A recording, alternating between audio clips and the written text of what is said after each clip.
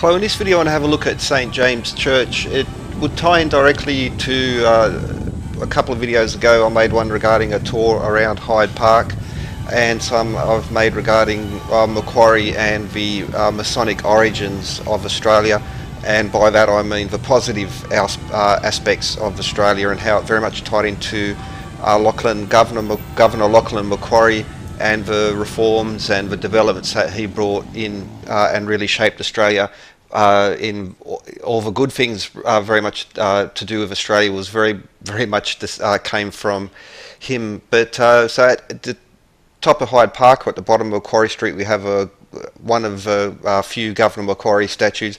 He's very much like our equivalent of George Washington, but very well not very well known.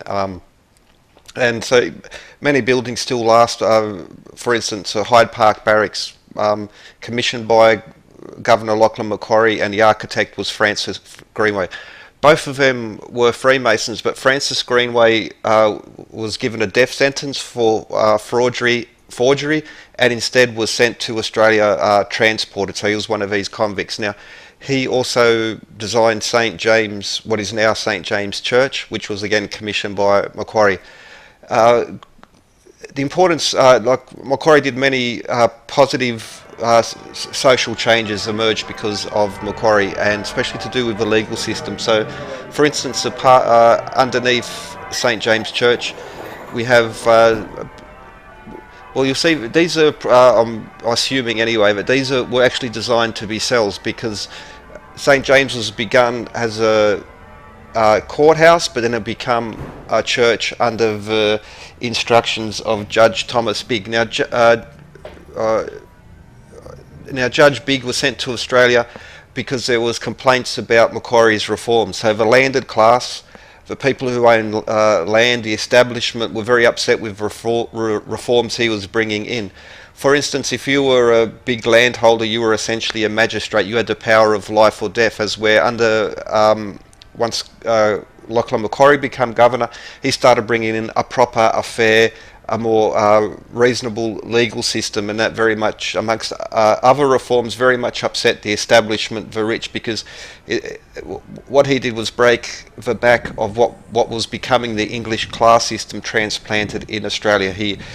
Australia is like a bit famously egalitarian, and so much of that is owed to the legacy of Governor Macquarie. And it's unfortunate that although he's basically our equivalent of George Washington, because he was a keen surveyor, he was a conscientious Freemason, and he was also a social reformer. However, he's not as well known as he should be, unfortunately. But the architect Francis Greenway arrived here as a convict, and convicts weren't, and he was an architect, a qualified architect. But because he was a convict, he was not allowed to get government work, and basically convicts were to be and were second-class, third-class citizens even after release. That was one of the reforms that Governor Macquarie brought him. So, for instance, he would entertain former convicts and even serving convicts at Government House, give them government positions, and allow them to re-enter society as equals.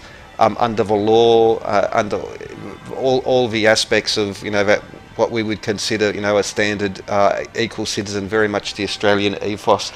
Even the name Australia was given to become officially the title for this country because of Governor Macquarie. It was Matthew Flinders who first coined the name on a map, but because of Macquarie, it was introduced in a more solid form. Now, also, as we go through St. James, I want to bring in these, so we see the Doric, Ionic and Corinthian schools of architecture, which are very much connected to the esoteric societies, and they have these there's meanings to it. So, for instance, a column of strength, a column of wisdom, a column of beauty, and they also connect through music, but also through the senses. So,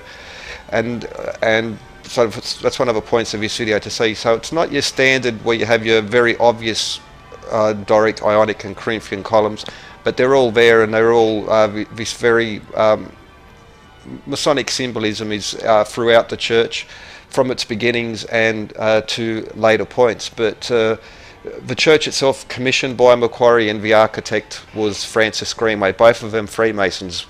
Macquarie was a military man, he was the governor. Francis Greenway was a convict who was later released and again was allowed to become a fully fledged citizen, unlike the English class system which was starting to take hold, and where the landed gentry, so to speak, had this power of life or death, and power to, control property, to control even marriages, all these sorts of things. This was destroyed by the reforms of Macquarie, and that was one of the reasons why Judge Big come here, because there was complaints about Macquarie's liberal views and the damage it was doing to the establishment. And much to his credit, Macquarie stuck to it until the very end, till eventually he was forced to resign because of the continual interference of Judge Big and the people who he was essentially representing, and they were the landed class. People like MacArthur, which are very well known, but not as well known as Macquarie's, much lesser known, even though he's more important. An upturned lantern, well, that's actually it's even a Mithraic symbol, but you'll see that's one of these symbols that run throughout the church. But back to the importance of Macquarie. He was a Freemason, but the people he was opposing were Freemasons as well. So it's not as clear cut as what you get typically on the internet. Anyone who's associated with groups such as that is just lumped into one big group. But it's a bit like saying everyone who's a Catholic is part of a Vatican hierarchy, but the Vatican hierarchy has nothing to do with Catholic laity. They're like two separate animals, and very much so can also occur in this world. But this is a particularly interesting piece of stained glass because it has St. John, the Revelation, and St. John, which connects to the New Jerusalem, and as well as to some very important astronomical symbolism, which is again an ancient code. Now, for instance, you'll have the angel, which represents Aquarius, and you'll also we have the bull, which represents Taurus. You'll have the lion, which represents Leo, and the so these are of the four horsemen, they're called, or the four evangelists, but they're very much to do also with cycles of time and the great year and the Platonic year. So we had the angel Aquarius, the bull for Taurus, Leo, the lion, and the eagle for Aguila. Now, Aguila is a constellation connected to Scorpio, so essentially that's Scorpio, and they're the 4 points of the compass, and they're a key reference, ancient reference to do with cycles of time, astronomy, and the 4 cardinal points of the zodiac. Now, an interesting piece about this stained glass as well is a representation of Mary and the child. Now, you see her standing on the moon, really, and so we have the sun and the moon, and these are one of these in various forms. The Christianized versions versus other ones will vary slightly, but it's very much in Egyptian form as well, like as in Isis and Horus, the mother and the son. Now, Isis was a virgin. Osiris had a golden phallus given to him after he was set upon and cut to pieces by Set, put back together because of Isis resurrection, and so when Isis was impregnated by the golden phallus, technically she remained a virgin because it was an artificial phallus, if you want to put it that way. So Horus was traditionally said to be born on December 25th, the solstice, as was Jesus as well. So Mithras as well was born on December 25th. You'll find that all these ancient cultures have these very same symbols going on.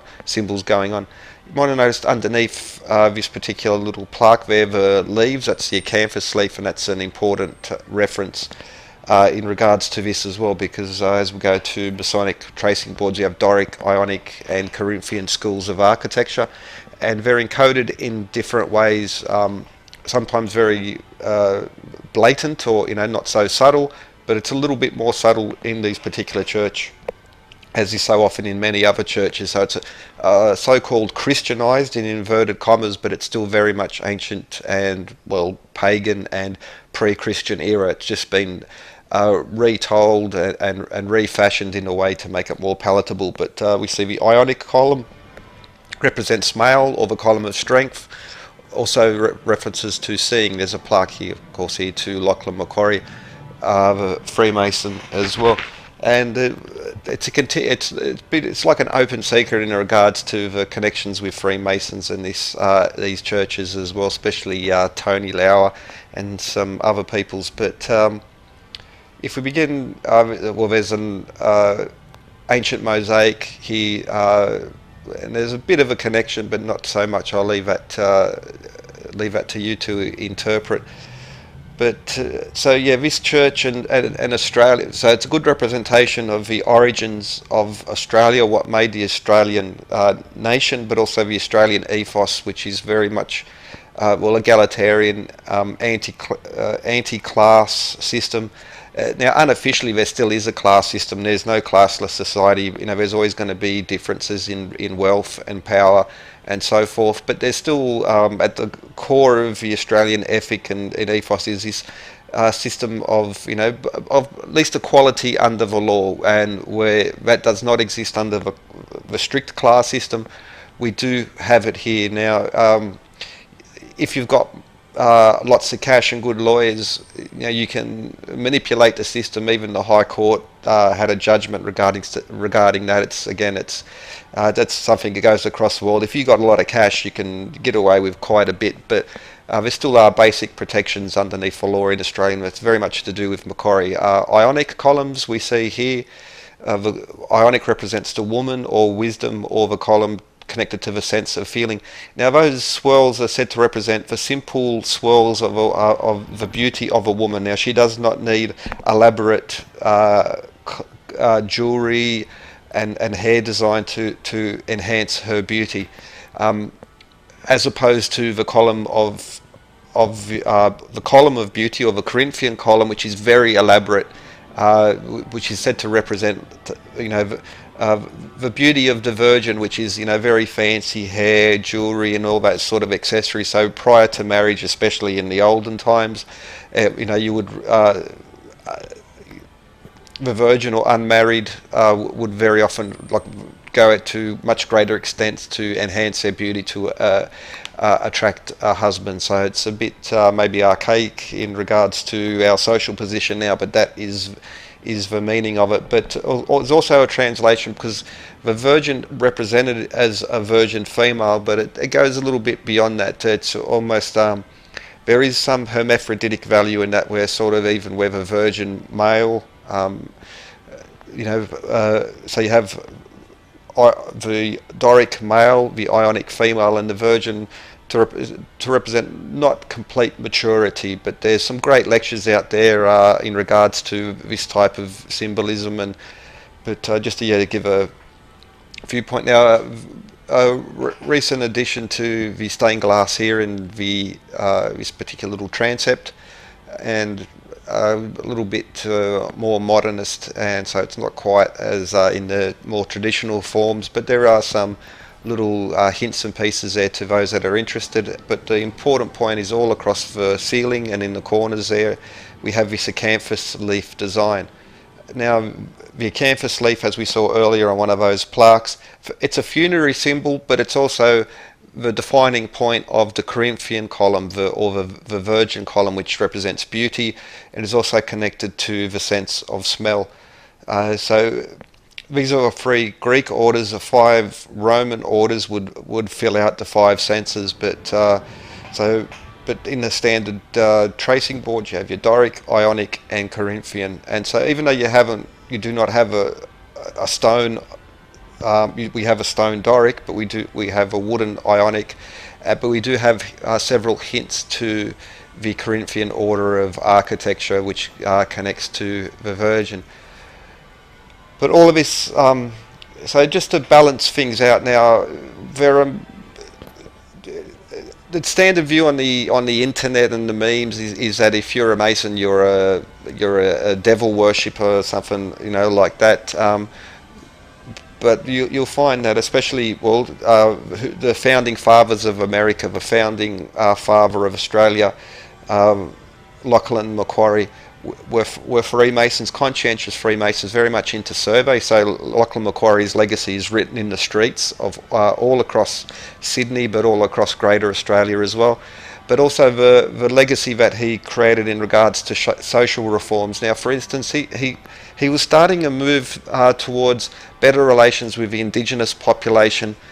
It didn't go quite smoothly, and with his removal, we really saw the beginnings of the worst aspects of colonialisation, as where under Macquarie he was actually giving land grants to the Indigenous population, which is a bit, well, giving land back to the people who already owned it, but he was starting on that track, and it was about recognising them as where the squattocracy and these the rich families that very much dominate Australia at the moment began as squatters. They went outside the area they were allowed to, and they essentially killed off the local population, said that it was unoccupied, and then took control of it there. Now that was the post-Macquarie period, and as the government authorities at that time, for some very pragmatic reasons, but also for some more idealistic reasons, had a different view on Indigenous relations. They were actually restricting the colonists from moving out. It was the illegal squatters who have essentially come to be the leading class in Australia, who are actually responsible for most of it. Later on, their theft was authorised and given legal standing by the government, but the history that typically goes out in regards to that part of Australia's past doesn't quite match up with some of the actual history that was going on there. But anyway, this could be a long video in regards to that. I just wanted to have a quick look through St. James, show some of the links, discuss a little bit about Macquarie and Greenway, and the benefits and the development of Australia as a nation, and how important he was to that. So anyway, cheers and have a good one.